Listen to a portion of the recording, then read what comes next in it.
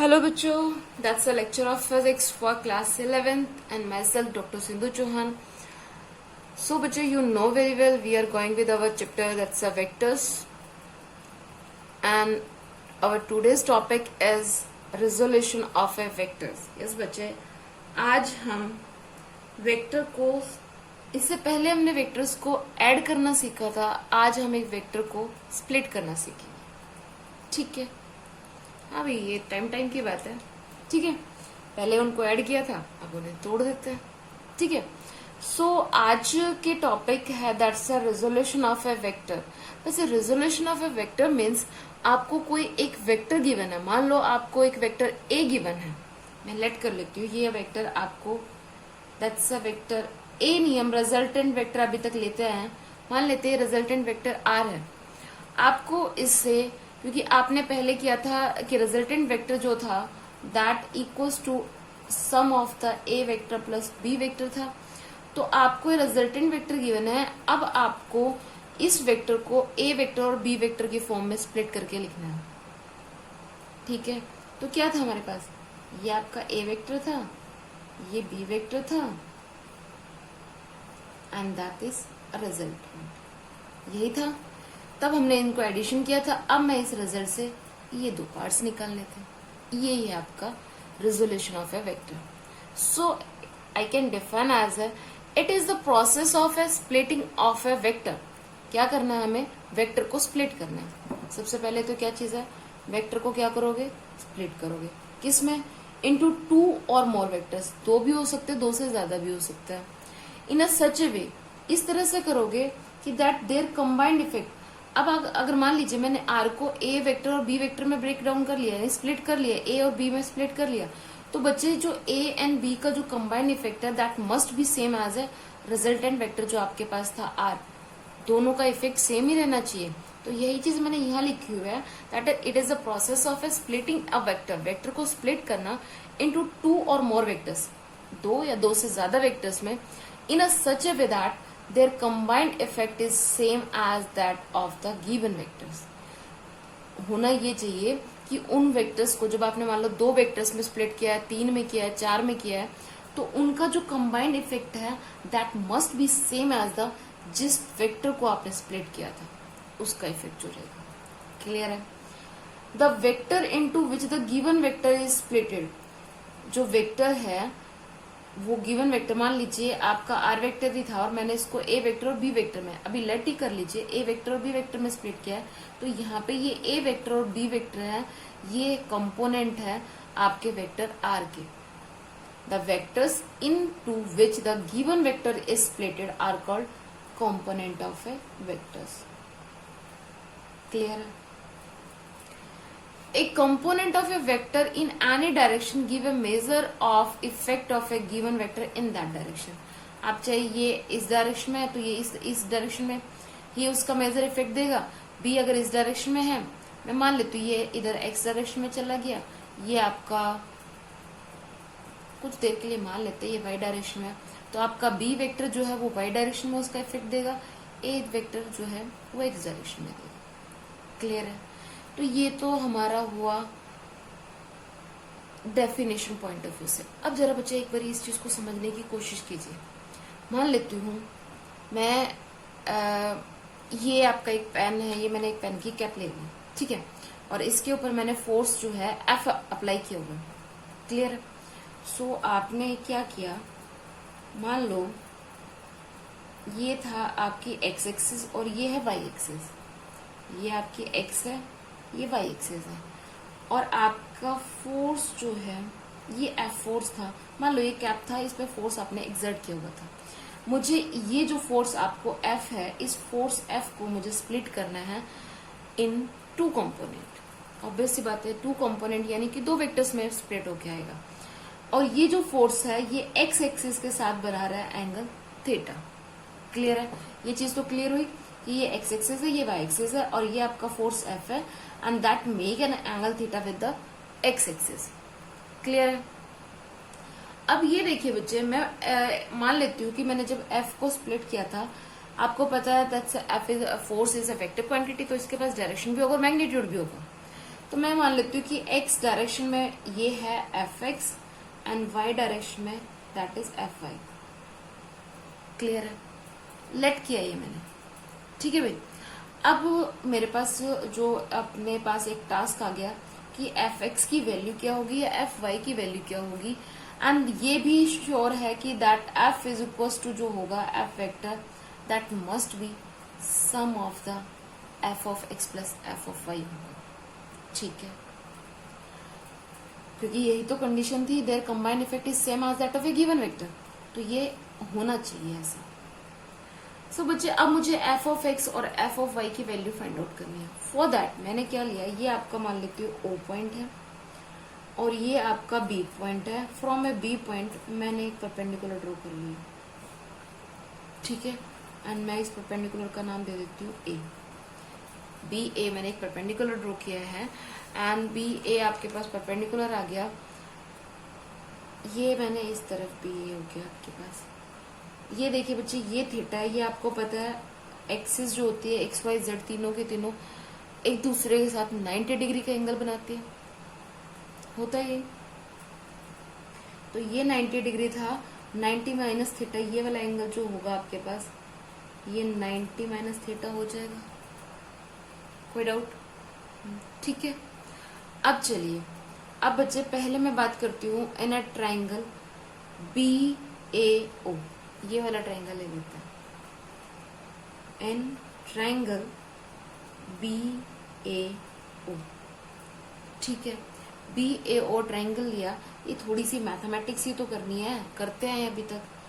तो यहां से हम वैल्यू निकालते हैं cos of theta. Cos of theta क्या होता है?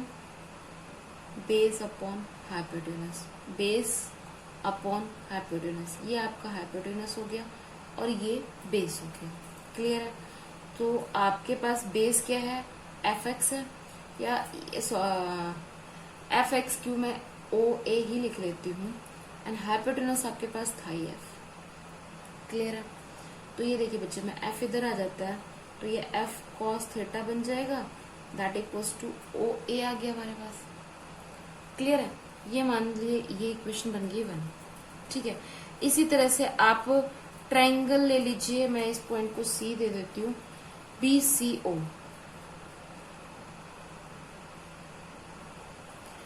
In that triangle you have to find the value of a sin theta.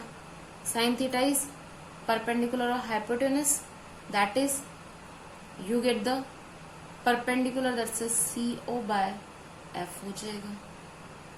तो ये आपके पास F sin theta is equals to OC, ये बन जाती है इक्वेशन सेकेंड। OA क्या था? FX, तो आपके पास FX की वैल्यू क्या आ गई? F cos theta, and OC is the FY, FY की वैल्यू आ गई आपके पास F sin theta। ये लो भाई, हमारे पास यही तो एक प्रॉब्लम आई थी कि मुझे f ऑफ x और f ऑफ y की वैल्यू फाइंड आउट करनी थी। आ गई आपके पास, f ऑफ x की वैल्यू भी आ गई और f ऑफ y की वैल्यू भी आ गई। क्लियर है यहाँ तक? तो यही तो कंपोनेंट में आया है इसके, यही चीज तो ये कि आपका f जो है वो दो वेक्टर्स में स्प्लिट हो गया। एक है f ऑफ x जो है that is equal to f of cos of theta, and f of y जो है ये है आपका f sin थीटा। क्लियर है यहाँ तक? भाई यहाँ तक तो ये चीज तो क्लियर ही है, यही तो चीज थी। ये कंपोनेंट में तो रिजोल्व हो गए हमारे पास।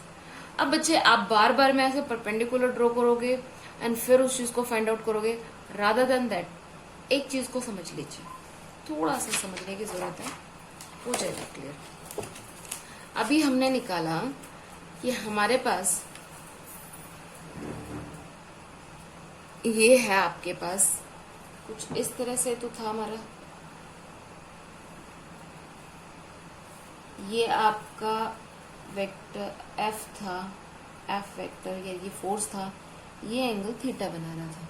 ठीक है, सो बच्चे एक सिंपल सा, ये आपकी y एक्सिस है, ये x एक्सिस है, थीटा जिसके साथ बना हुआ है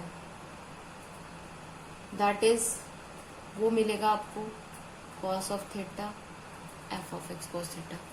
किसके साथ बना हुआ है, इस हॉरिजेंटल लाइन के साथ बना हुआ है। तो हॉरिजेंटल लाइन का क्या है हमारा, F of X cos of theta आएगा ये, sorry F cos theta that is equal to F of X. Theta जिसके साथ बना हुआ है, मान लो अगर मैं यही थीटा आपका इस तरह से बना होता,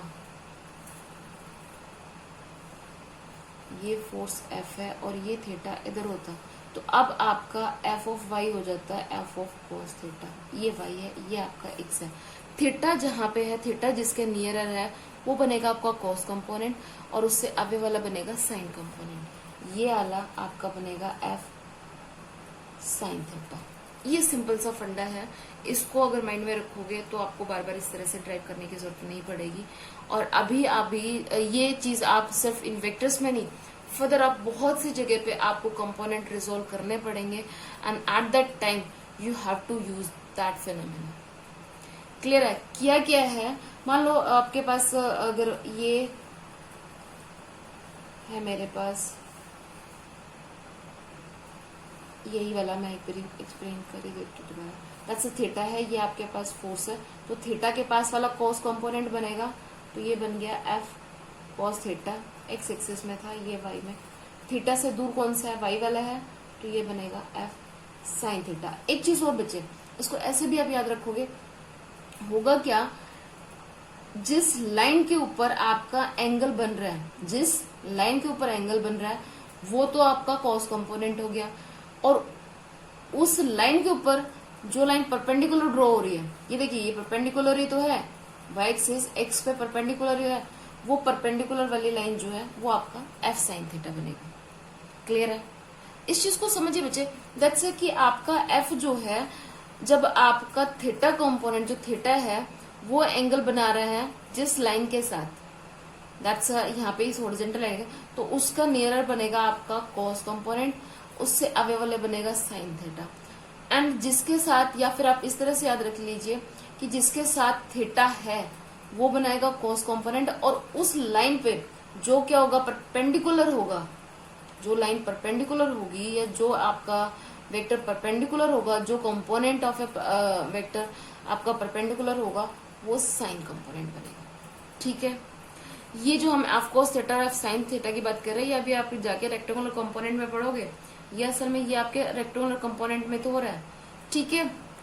आई थिंक ये क्लियर होगा कैसे किया है हमने। क्लियर अभी? भाई सिंपल सा फंडा है कि थीटा के साथ वाला जो होगा वो एफ कॉस ऑफ थीटा बनेगा, और थीटा से दूर जो है वो एफ साइन थीटा बनेगा, यानी कि थीटा से दूर साइन, नजदीक कोस। या फिर आप इस तरह से याद रखिए, जिस लाइन के साथ थीटा बना हुआ है वो तो आ गया कोस, और उस लाइन पे जो परपेंडिकुलर ड्रॉ हो रहा है, ये वाई कंपोनेंट, ये जो वाई एक्सिस है और एक्स एक्सिस क्या है, परपेंडिकुलर है, वो बनाएगा साइन। क्लियर है ये चीज? आई थिंक यहां तक आपको क्लियर रहा होगा। ठीक है बच्चे, यही आपका जो F cos theta F sine theta है, ये आपके फर्दर जाके रेक्टेंगुलर कंपोनेंट बन जाएंगे। मान लो यहाँ पे तो मैं फोर्स की बात करी, तो मैं एक स्टैंडर्ड में एक नॉर्मल सा एक वेक्टर है ए, अगर ये आपका ए वेक्टर है, that is A vector and that's make angle theta, तो ये बन जाता है A vector cos theta and that's A vector sine theta. Clear है? ये आपका कॉस कंपोनेंट, ये साइन कंपोनेंट। तो ये जो आप A sine theta A cos theta लिख रहे हो, या फिर मैं इसको, ये आपके एक्स में है या वाई में है, ये देखिए बच्चे, अगर मैं इसको इस तरह से भी रिप्रेजेंट कर दूं, ये आपके एक्स एक्सिस में, ये वाई एक्सिस में, ये तो हमने पता लगा लिया कि कॉस ये हमारा ए एक्स और एक वाई की वैल्यू क्या होगी। इसको आप that's A X that's a Y, ये आपके रेक्टेंगुलर कंपोनेंट है, ए एक्स और ए वाई जो है वो रेक्टेंगुलर कंपोनेंट है। इसी तरह से अगर आप उसको 3 डायमेंशन में करोगे तो यही आपका ए एक्स ए वाई और ए जेड, ये तीनों भी आपके रेक्टेंगुलर कंपोनेंट होंगे। ठीक है? आई थिंक आपको ये चीज क्लियर होगी कि मैंने किस तरह से उसको रिजोल्व किया है। कोई भी एंगल आपको कोई भी वेक्टर गिवन है तो उसको रिजोल्व करते टाइम उनके कंपोनेंट्स कैसे आप फाइंड आउट कर पाओगे, किस तरह से हमें कंपोनेंट के बारे में आइडिया मिलेगा, that's all about this. Is that clear? चलिए अब बच्चे कुछ न्यूमेरिकल्स करते हैं, वहां से आपको और भी अच्छे से क्लियर हो जाएगा। हाँ, मैंने न्यूमेरिकल्स भी पहले लिख लिया है, क्योंकि that's to write a question on a during the making a video. That's so time consuming. So that's a numerical है आपका. A force is inclined at a 60 degree. ये एंगल जो है that's a 60 डिग्री पे है. एक force है जो इंक्लाइन की हुई है किससे, हॉरिजॉन्टल लाइन से. ये थी हॉरिजॉन्टल लाइन एंड ये है आपकी वर्टिकल लाइन. ये तो 7th क्लास से पढ़ना शुरू कर जाते हो. ये हॉरिजॉन्टल और ये वर्टिकल लाइन है. उसने कहा कि हॉरिजॉन्टल के साथ वो एंगल बना रही है 60 डिग्री. ठीक है. If it's rectangular component in horizontal direction be 50 newton. उसने क्या कहा कि रेक्टेंगुलर कंपोनेंट यानी कि एफ ऑफ एक्स, क्योंकि हॉरिजॉन्टल कंपोनेंट क्या है, एफ ऑफ एक्स ही है, क्योंकि ये एक्स एक्सिस होगी, ये वाई एक्सिस होगी. तो एफ ऑफ एक्स जो है वो आपको गिवन है 50 न्यूटन. ये आपको गिवन है. ठीक है. ये टर्म आपको गिवन है, that's F X equal to 50 newton. Find the magnitude of the force. आपको फाइंड आउट क्या करना है, फोर्स का मैग्नीट्यूड फाइंड आउट करना है एंड इट्स वर्टिकल कंपोनेंट और एफ ऑफ वाई भी फाइंड आउट करना है. ये दोनों चीजें फाइंड आउट करनी है. क्लियर है. अभी हम निकाल के आए बच्चे ये 60 डिग्री. देखिए ये एंगल बन रहा है that's with the horizontal line. Horizontal line के साथ बन रहा है यानी कि हॉरिजॉन्टल डायरेक्शन के साथ. तो यहाँ आपका कॉस कंपोनेंट हॉरिजॉन्टल पे आ जाएगा.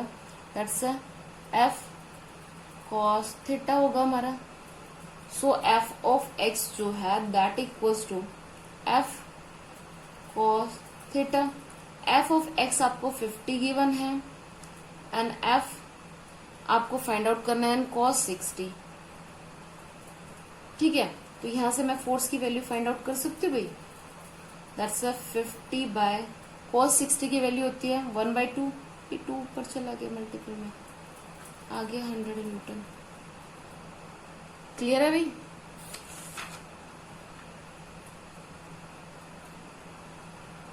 हो गया. चलिए अब ये 50 इंटू में 2, क्योंकि दैट्स 1/2 है तो ये 2 ऊपर चला जाएगा. cos 60 1/2 होता है. क्लियर है. अब आपको निकालना है y कंपोनेंट. थीटा के साथ थी हॉरिजॉन्टल लाइन, क्योंकि उसने पहले ही कहा था कि inclined at a horizontal line. Vertical line away from the theta है, या फिर ये वर्टिकल लाइन इस हॉरिजॉन्टल लाइन पे एंगल बना रही है 90 डिग्री का, परपेंडिकुलर है. तो दैट्स एफ वाई जो होगा आपके पास, that's F Y is equal to F sine of theta. That is force आपके पास 100 है and that's sine 60 degree. Value find out हो जाएगी हमारी. क्लियर है. ये तो करना था. मेन चीज है बच्चे, आपको ये चीज समझ आनी चाहिए कि आपका कॉस कंपोनेंट किस तरफ जाएगा और साइन कंपोनेंट किस तरफ जाएगा, क्योंकि ये आपका मेन है. आपको फर्दर भी मतलब वेक्टर्स वाले चैप्टर में तो है ही है, इसके अलावा भी आपके मतलब ये चीज मान के चलो कि ये जो कंपोनेंट में आप एफ कोस थीटा और एफ मतलब कॉस कंपोनेंट और साइन कंपोनेंट में जो रेक्टेंगुलर कंपोनेंट में आप रिजोल्व कर रहे हो, ये आपके थ्रू आउट द फिजिक्स आपको नीड रहेगी. ठीक है. चलिए नेक्स्ट वन है, एक एरोप्लेन है takes off at angle of 30 degree. आपको पता है बच्चे, ये आपकी एरोप्लेन मतलब यू गई, इसने टेक ऑफ किया, ये जा रही थी इस तरह से, इसने टेक ऑफ किया और ये एंगल बनाया 30 डिग्री का. और उसने कहा कि वो भी किसके साथ, हॉरिजॉन्टल के साथ. If the component of its velocity along the horizontal, इसमें भी जिस तरह से ऊपर गिवन था वही चीजें गिवन है. सॉल्यूशन में अगर मैं बात करूं तो बच्चे ये देखिए, आपको वी एक्स की वैल्यू, हॉरिजॉन्टल की वेलोसिटी आपको गिवन है 250 kilometre per hour. What is the actual velocity on V Y, वही दोनों चीजें फाइंड आउट करवा रखी है. ठीक है. तो वही सेम आप फंडा अप्लाई करोगे. दैट्स ये आपके पास वी एक्स. अब ये देखिए बच्चे, ये थीटा यहाँ पे है, हॉरिजॉन्टल कंपोनेंट के टच में है, यानी कि आपका कॉस कंपोनेंट किस तरफ आएगा, V X is to V cos theta and theta से अवे ये आपका वी वाई जो होगा that equals to V sine theta. Clear है. हाँ भाई, यहां तक ये चीज क्लियर है. मेरे हिसाब से तो कोई प्रॉब्लम नहीं होगी. क्लियर है. अब चलिए, अब वही अब तो सिंपल सी चीज है. आपको वी एक्स की वैल्यू गिवन है, that's 250 and by cos theta कर देते हो. कॉस थीटा आपका कॉस 30 है. अरे इतना हॉस्पिटल के बता ये देखिए बच्चे, वहां पे आपके पास जो क्वेश्चन था वो कुछ इस तरह से तो था।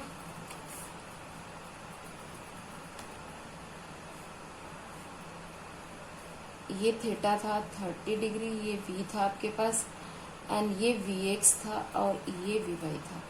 vx इक्वल्स टू आपका है v cos theta and vy जो था that is v sin theta.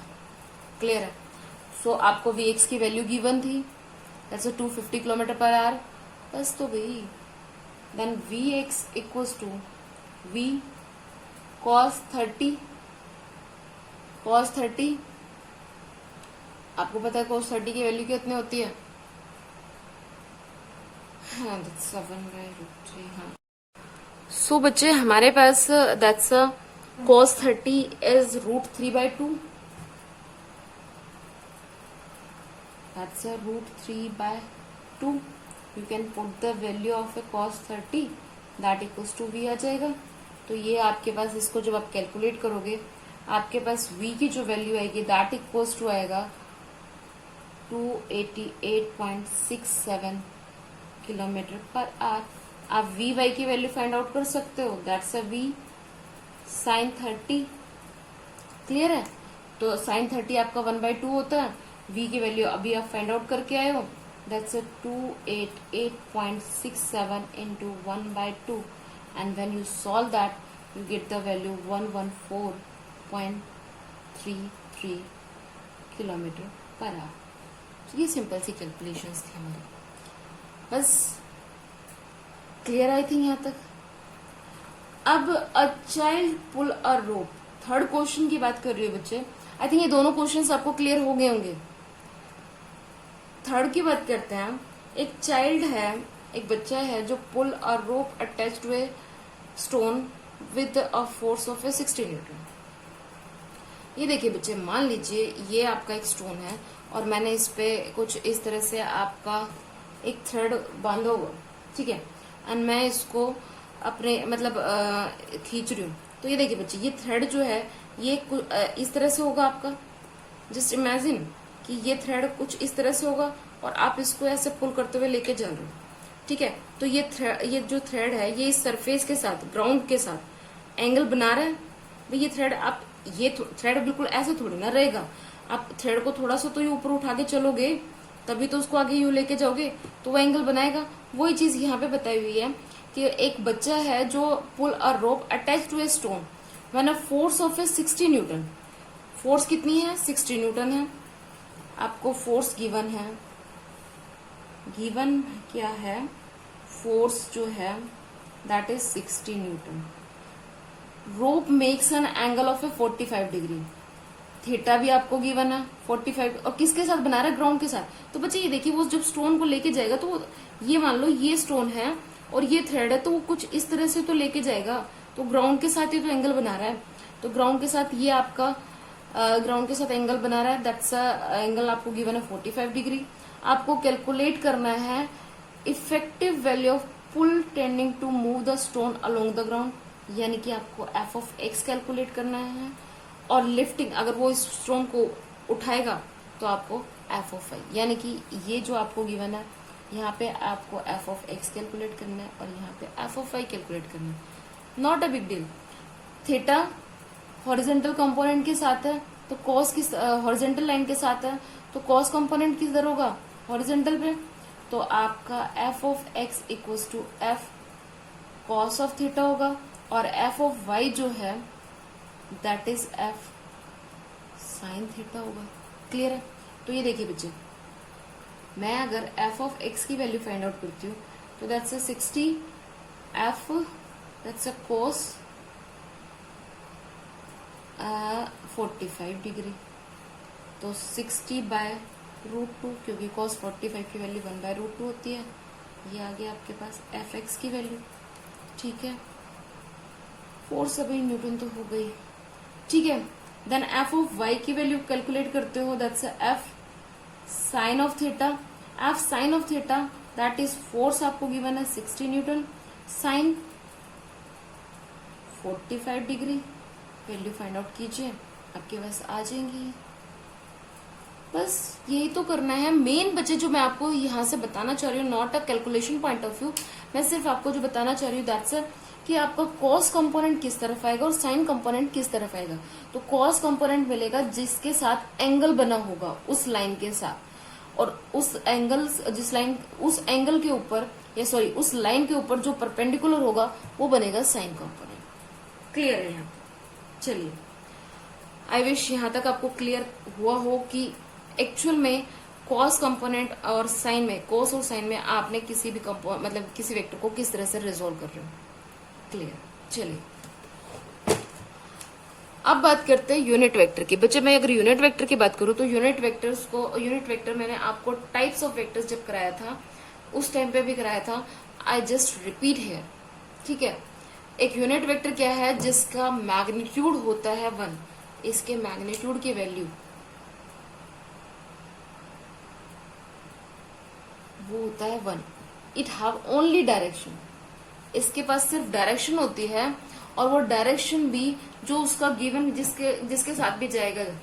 मान लो ए वेक्टर के साथ चल रहा है और ए वेक्टर जो है अलोंग एक्स एक्सिस जा रहा है, तो इसकी भी डायरेक्शन अलोंग एक्स एक्सिस ही हो जाएगी।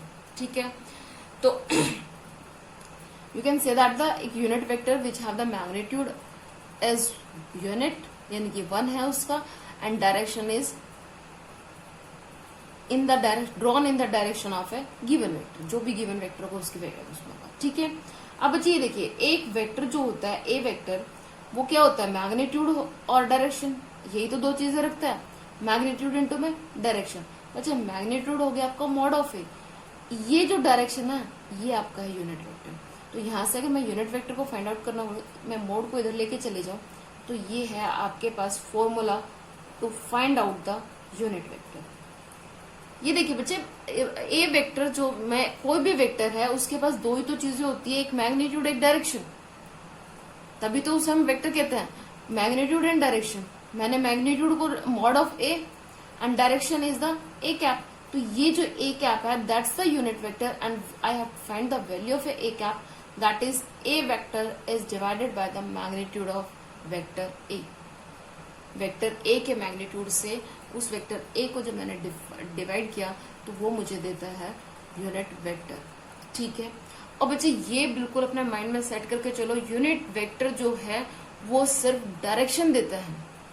ऐसा बहुत सी जगह पे मिलेगा कि आपको क्वेश्चन में कुछ इस तरह से गिवन होगा कि वो उसकी डायरेक्शन पूछ लेगा, तो बच्चे वहां पे आपने करना क्या है? यूनिट वेक्टर निकाल लेना। यूनिट वेक्टर निकालोगे तो आपकी डायरेक्शन फाइंड आउट हो जाएगी। वहां पे ये कंफ्यूज मत होना कि मुझे कैसे पता चलेगा कि इसकी डायरेक्शन किस तरफ है। आपसे अगर कोई भी वेक्टर गिवन है और उसमें आपसे पूछ लिया जाए कि find out its direction, that's mean you have to find out the unit vector. Clear है ये चीज? चलिए, ये अभी यहां तक जो भी आपको आई थिंक जितना क्लियर होता है उतना पढ़िए। अभी न्यूमेरिकल सेक्शन में ये चीज बहुत अच्छे से क्लियर हो जाएगी।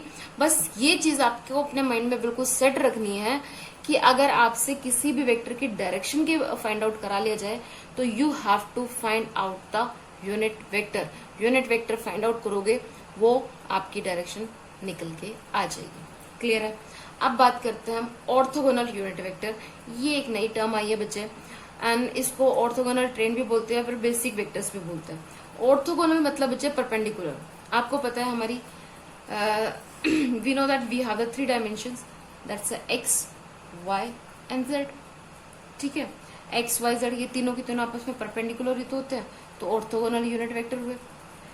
अब बच्चे क्या है कि यहाँ पे आपके पास मैं यूनिट वेक्टर्स ही डिफाइन कर रही हूँ, that's I cap, J cap and K cap. Yes बच्चे, I cap, J cap and K cap, ये आपके 3 यूनिट वेक्टर्स हैं।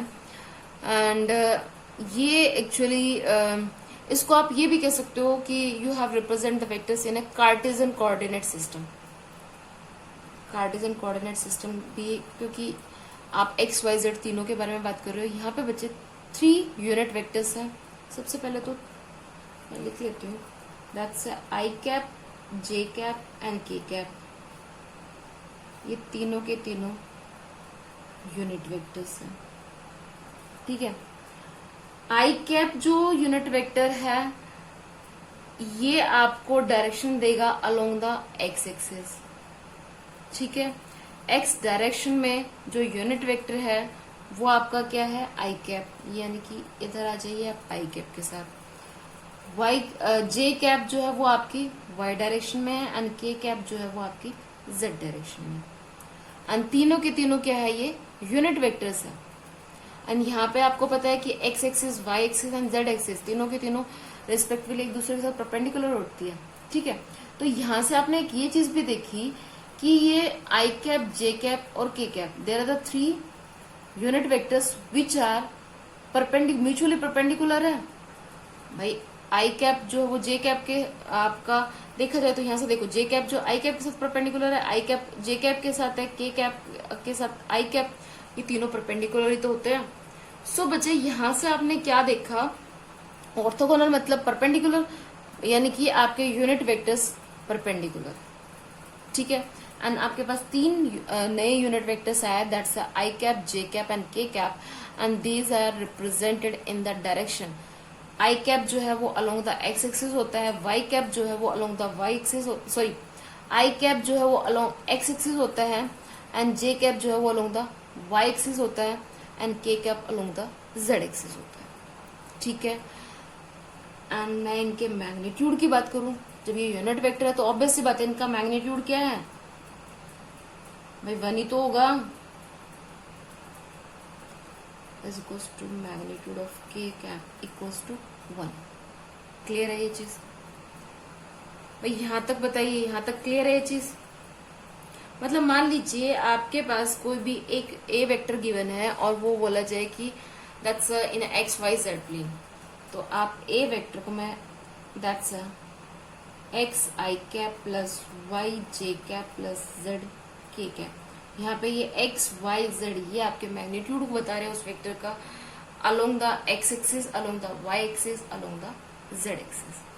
क्लियर है ये चीज, ठीक है भाई। एक चीज और बच्चे यहाँ पे मान लीजिए, यहीं पे मैं बता देती हूँ आपको, मान लो ये एक ए वेक्टर और एक बी वेक्टर है, मैं मान लो आपको ए वेक्टर जो है दैट इक्वल्स टू गिवन है 3 I cap plus 4 J cap plus 2 K cap, and B vector जो है that equals to 2 I cap minus 3 J cap minus K cap, और आपसे फाइंड आउट कराया जाए find the A vector plus B vector. तो बच्चे देखो आपको करना क्या है, वो यहाँ पे आपको ना अपना ट्राइंगल लो लेके ना पैरेललोग्राम, बहुत सिंपल सा फंडा है। आई कैप को आई कैप के साथ ऐड करो, जैसे हम नॉर्मली अपने अलजेब्रिक को करते हैं। ये देखिए बच्चे, ये आ गया आपका, मैं इनको इस तरह से लिख लेती हूँ, 3 I cap plus 4 J cap plus 2 K cap, 2 I cap minus 3 J cap minus K cap, ये ऐड कर दीजिए आई के साथ, यानी कि एक्स वाला एक्स के साथ, जे वाला जे के साथ, के वाला के साथ, तो ये आ जाएगा 5 आई कैप, ये आ गया plus 1 J cap and that's 2 minus 1 plus K cap, हो गया 2 वेक्टर्स का एडिशन। इसी तरह से मान लीजिए आपके पास एक सी वेक्टर और गिवन होता और आपको सी वेक्टर को फाइंड आउट करना होता, मान लीजिए सी वेक्टर जो है वो आपको गिवन होता 2 आई कैप प्लस 4 के कैप, और आपसे फाइंड आउट कराया जाता that's A vector plus B vector plus C vector. A plus B आपके पास ऑलरेडी है, तो बच्चे यही करना था आपने, that's 5 I cap plus J cap plus K cap, that's 2 I cap, J cap का कंपोनेंट 0 है एंड प्लस 4 के कैप, ये एडिशन हो गया, that's 7 I cap, that's plus J cap and that's 5 के कैप। यानी कि आपको एक्स वाली जो आई कैप वाली टर्म है वो आई कैप में ऐड कर दीजिए, जे वाली जो टर्म है उसको जे के साथ ऐड कर लीजिए, और के वाली जो टर्म है उसको के साथ कर लीजिए। इसी तरह से सब्ट्रैक्शन में करोगे तो सब्ट्रैक्शन में मान लो ये आपको a माइनस बी निकालना होता, तो आई कैप में से आप आई कैप वाली टर्म को माइनस करते, जे कैप में से जे कैप वाली टर्म को करते, एंड के कैप में से के कैप वाली टर्म को करते हैं, ठीक है। तो हमारा addition of vectors and subtraction of vectors थोड़ा सा इजी हो गया। अगर आपको इस फॉर्म में वेक्टर्स गिवन हो तो भाई सिंपल से अपना ये फंडा यूज करना है आप लोगों को। क्लियर है ये? चलिए next one is the rectangular component. इतनी देर से हम रेक्टेंगुलर कंपोनेंट के बारे में तो बात कर रहे हैं, ठीक है। सो बच्चे रेक्टेंगुलर कंपोनेंट में when A vector is resolve along the two mutually perpendicular direction, अभी तक यही तो करते हैं भाई। ये आपका ए वेक्टर है, ठीक है। इस ए वेक्टर को म्यूचुअली परपेंडिकुलर, ये आपका ए एक्स में और ए वाई में, तो दोनों म्यूचुअली परपेंडिकुलर ही तो है। तो ये ए एक्स और ए वाई जो है वो आपकी क्या है, रेक्टेंगुलर कंपोनेंट है। When A vector is resolve along the two mutually perpendicular direction the components so obtains are called rectangular component. ये ए एक्स और ए वाई जो है, sorry A Y and A X जो है वो आपके rectangular component है, ठीक है। अब यहां तक देखिए बच्चे, अब यहां इस ए वाई वेक्टर जो था आपके पास, अगर मैं इसको वाई क्या लूंगा, आपका क्या आता था, जे कैप लिख सकते हो भाई। ये डायरेक्शन तो देता है, ये मैग्नीट्यूड होता है, तो इसको आप या ये लिख सकते हो ना, ए वाई जे कैप। इसी तरह से आपके पास ए एक्स था, इसको लिख सकते हो you have a x I cap, ठीक है। ये तो मैंने दो की बात करी। अगर आपका थर्ड वन ए जेड भी होता तो दैट्स ए जेड जो है vector, that's a Z into के कैप। सो बच्चे आपका आई जे के ये यूनिट वेक्टर सिर्फ डायरेक्शन बता रहा है। अब आपके पास ए वाई ए एक्स ए जेड ये मैग्नीट्यूड ही तो है। क्लियर है यहां तक? चलिए, अब ये ए वाई ए एक्स ए जेड आपने ये तो फाइंड आउट कर लिया। अब मुझे चाहिए magnitude of A, magnitude of A. बच्चे देखिए, इसका अगर मैं मैग्नीट्यूड ऑफ ए की बात करूं, आप सिंपल सी चीज है, अभी तक हम करके आए हैं, दैट्स ए एक्स कैप जो था that is equal to A cos of theta, क्योंकि थीटा बच्चे मैंने इधर बनाया हुआ, एंड ए वाई जो था that is equal to A sine theta, ठीक है। मुझे रिजल्टेंट आपको निकालना है। सो मैं क्या करती हूँ, टू फाइंड द वैल्यू मैंने क्या किया, that's A square equals to A X का स्क्वायर प्लस ए वाई का स्क्वायर, क्योंकि बच्चे हम यही पढ़ते हैं कि आप दो कंपोनेंट में रिजोल्व करोगे तो जो ए वेक्टर है that is equals to A X plus A Y ही होगा। क्लियर है? तो मैंने उसी का आपने स्क्वायरिंग कर लिया, कोई बड़ी बात नहीं है। A square that is equal to A X क्या है, दैट्स ए स्क्वायर, नहीं गलत किया मैंने, ये गलत किया, एक मिनट, सॉरी बच्चे। ये देखिए ए एक्स और ए वाई था आपके पास, मैंने क्या किया, आपको मैग्नीट्यूड निकालना था, तो मॉड ऑफ ये मैं मैग्नीट्यूड मैं क्या करती हूँ बच्चे, इसका स्क्वायर करके इसका स्क्वायर करके दोनों को ऐड कर देते हैं, ठीक है। तो मैंने क्या किया, A X square plus A Y का square that is equal to A square cos square theta plus A square sine square theta. यहाँ से ए स्क्वायर को कॉमन ले लीजिए, ये आपके पास आ जाएगा sine square theta plus cos square theta and that equals to 1 होता है। तो आपके पास ए स्क्वायर इक्वल्स टू आ गया, that's A X square plus A Y square, that's mod of A या A is equals to under root A X का square plus A Y का स्क्वायर। इसी तरह से अगर आपका जेड कंपोनेंट भी होता तो mod of A equals to that is equals to A X का स्क्वायर प्लस ए वाई का स्क्वायर प्लस ए जेड का स्क्वायर, ठीक है। ये भी और ये भी दोनों चीजें इंपॉर्टेंट है आपके लिए, ठीक है भाई। चलिए अब जरा क्वेश्चंस करते हैं बच्चे। मैं सबसे पहले आपको यूनिट वेक्टर फाइंड आउट करना बताती हूँ कि यूनिट वेक्टर आपको कैसे फाइंड आउट करना है, ठीक है। मान लीजिए, let me take an example, just a wait. आपको गिवन है, क्वेश्चन क्या गिवन है, एक वेक्टर ए गिवन है, दैट्स ए वेक्टर जो है that equals to I cap plus 4 J cap minus 2 K cap, ठीक है। और उसने कहा कि इसका यूनिट वेक्टर आप बताइए। यूनिट वेक्टर आपको बताना था इसका। तो देखिए बच्चे, यूनिट वेक्टर अभी हम करके आए, unit vector A cap, unit vector denoted by the A cap that equals to vector A by mod of A. निकाल लीजिए मॉड ऑफ ए, अभी करके आए हैं। Mod of A is equals to under root I cap का यानी कि A X, that's 1 का स्क्वायर प्लस 4 का स्क्वायर प्लस 2 का स्क्वायर, यही आ गया। तो ये आपके पास आ जाता है 1 plus 16 plus 4 and that's will be 21 आ जाएगा। सो आपके पास ए वेक्टर आ जाएगा बच्चे I cap plus 4j cap minus 2k cap by under root 21। Clear है? तो ये आपका ये वेक्टर कैसे निकालना है, क्लियर है? चलिए, मान लो आपको एक और क्वेश्चन इसी तरह से गिवन हो, you have to find out the B vector, आपको गिवन है और उसका यूनिट वेक्टर आपको फाइंड आउट करना है। That's 3i cap minus 5j cap plus k cap, ये आपको बी वेक्टर गिवन है। तो आप क्या करोगे बच्चे, B cap is equals to B vector by mod of B, यही तो होता है यूनिट वेक्टर, ही तो फाइंड आउट करना आपने। ये बच्चे यूनिट वेक्टर के रिगार्डिंग आपके न्यूमेरिकल्स हैं कि आप यूनिट वेक्टर को समझो कि उस फॉर्मूले को अप्लाई कैसे करना है। और अभी हमने मैग्नीट्यूड भी निकाला है, तो दोनों चीजें यहाँ पे अप्लाई हो रही है आपकी, क्लियर है? और इसके साथ अभी जो हम अपना ऑर्थोगोनल यूनिट वेक्टर डिफाइन करके आए आई जे एन के, वो भी आपको रिप्रेजेंट करके दिखाया जा रहा है।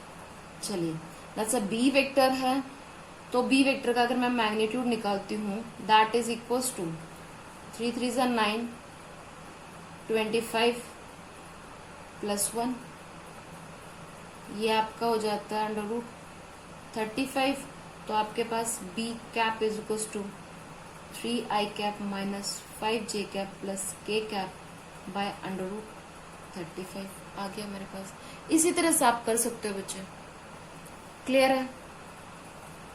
अब यहाँ पे आपको चलो addition of the two vectors भी हो जाएगा इस क्वेश्चन में।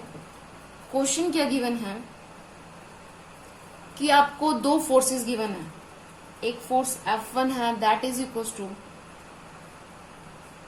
3i cap plus 4j cap and second force जो गिवन है that is equal to given है 3j cap plus 4k cap, clear?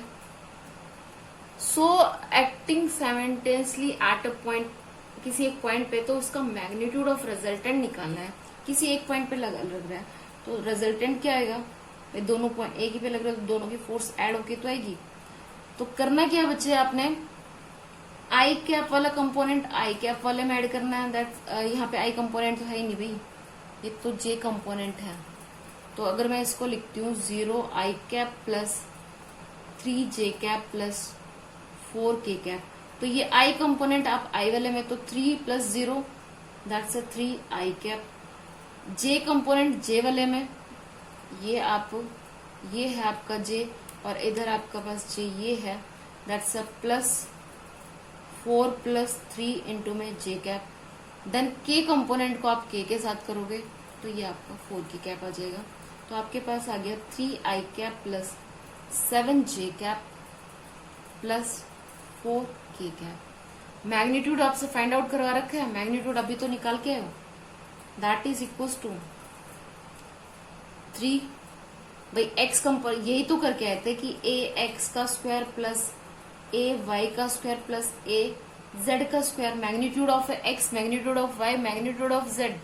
यहाँ पे मैग्नीट्यूड ऑफ एक्स क्या है, दैट इज 3 3 9 हो जाएगा। मैग्नीट्यूड ऑफ वाई आपका 49 एंड दैट्स 16 कर लीजिए, दैट्स अंडर रूट 74 आ जाएगा। ये यूनिट वेक्टर ऑफ फोर्स आ तो गया हमारे पास, क्लियर है ये चीज? इसी तरह से मान लीजिए आपको गिवन है वेक्टर्स, बस ये क्लास क्वेश्चन है, ये आपके पास क्वेश्चन गिवन है बच्चे find the unit vectors of a resultant. आपके पास गिवन वेक्टर्स है, दैट्स ए वेक्टर जो था दैट इज गिवन है I cap plus 4j cap minus 2k cap. उसने रिजल्टेंट फाइंड आउट कराया है, तो यानी कि आपके पास बी भी क्या गिवन है, बी गिवन है that is 3i cap minus 4j cap plus k cap. ठीक है, तो बच्चे सबसे पहले तो रिजल्टेंट निकालना है A vector plus B vector, that is resultant मिलेगा आपको। अब रिजल्टेंट ये देखिए बच्चे, ए वेक्टर है ए माइनस 2k कैप, एक्स वाला जो है यानी कि आई कैप को आप आई कैप वाली टर्म के साथ लेके जाओगे, that's a minus 5j and plus k cap. तो इनका एडिशन करते हो तो ये हो जाएगा 4i कैप, ये 5 प्लस 4 है तो ये minus j cap and that's a minus k cap. यही आएगा आपके पास रिजल्टेंट। तो आपके पास आर वेक्टर की वैल्यू क्या आ गई, 4i cap minus j cap minus k cap. Clear है। अब आपको इसका निकालना था यूनिट वेक्टर, या फिर आपको rather than the unit vector की मैं आपको क्वेश्चन में ये बोल देती, find the direction of the resultant of A vector A and B. तो बच्चे डायरेक्शन फाइंड आउट करना है, यानी कि आपको उसका यूनिट वेक्टर फाइंड आउट करना है। आर वेक्टर आपके पास ये आ गया। अब मैं इसका मैग्नीट्यूड निकाल लेती हूँ, दैट्स अ कंपोनेंट ऑफ आई आपका 16 प्लस 1 प्लस 1 आ जाएगा, ये वैल्यू आ जाएगी आपकी 3√2। आपको यूनिट वेक्टर ही तो फाइंड आउट करना है, that's R vector is equals to R vector divide by the magnitude of R, ये आ गया 1/3√2 4i cap minus j cap minus k cap. आ गया हमारे पास आंसर। क्लियर है।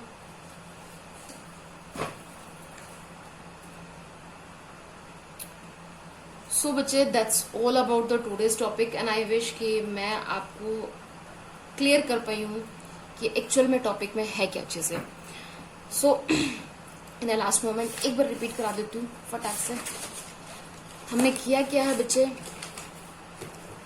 That's resolution of a vectors किया है, यानी कि हमने प्रोसेस ऑफ ए किया वेक्टर को स्प्लिट किया है इनटू 2 और मोर वेक्टर्स में। ठीक है, और जो आपने उसके 2 और मोर कंपोनेंट्स में वेक्टर्स में जो आपने उसको स्प्लिट किया है वो उसके कंपोनेंट ऑफ वेक्टर्स है।